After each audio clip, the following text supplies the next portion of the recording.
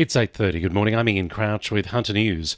Police and Border Force officers have seized what's believed to be a tonne of cocaine after intercepting a fishing boat off the coast of Newcastle. 3 men on the boat were arrested. They faced a Sydney court yesterday and have been remanded in custody. The boat was taken to Balmain, where the drugs were removed for forensic testing. The maximum penalty for importing cocaine is life imprisonment. Police are expected to reveal more details about the drug bust this morning.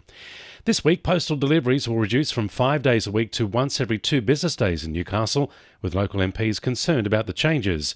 Newcastle MP Sharon Clayton says Australia Post's and the federal government's claims letter volumes dramatically dropped in March were false. She says letter volumes actually increased by 4%. However, the cuts will still go ahead this week. These are allegedly temporary changes, but given the dodgy data and figures that we've seen used to argue this case, I am deeply worried that these might well become permanent changes under the cover of a response to COVID-19. Police say a gas heater left on is the likely cause of a fire which destroyed a unit at Wallsend. The fire broke out in the Davis Street apartment just before 3 yesterday afternoon. A woman who lives there suffered serious burns to her hands while attempting to enter the unit to rescue her dog, which sadly died in the inferno. Other units in the complex were affected by heat, smoke and water. Police say the other residents were safely evacuated. 2 contentious developments at Merriweather and Warrabrook look set to be approved by Newcastle Council tonight. Staff have recommended a brew pub opposite Lingard Hospital be given the go-ahead, despite residents' concerns over several issues, including noise, antisocial behaviour and parking.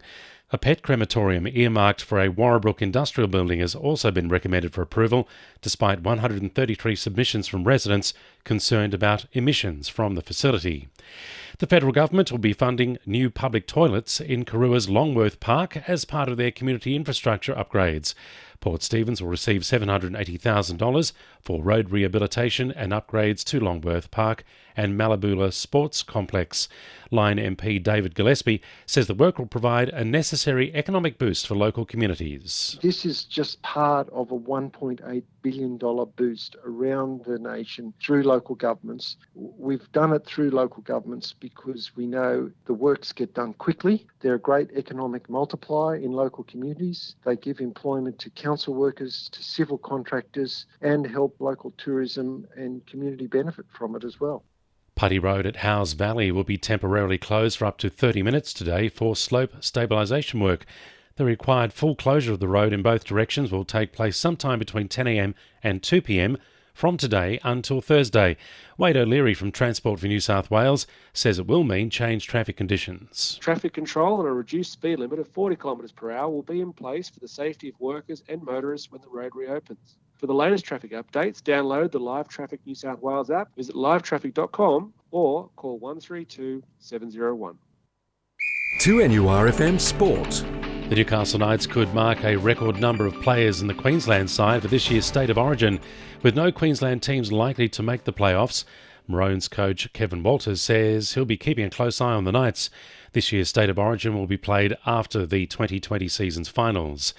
Hamilton Wickham off-spinner Kane Anderson is heading down to join the Sydney Cricket Club this season after representing ACT New South Wales country at last year's Australian Under-19 titles.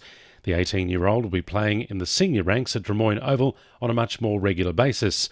Pre-season training is yet to start with the Tigers, but Anderson expects to make the move from Newcastle to Sydney in the upcoming weeks. And yesterday, teenage reinsman Blake Hughes moved one step closer to a maiden Newcastle Drivers' Premiership with a winning treble for boss Clayton Harmey.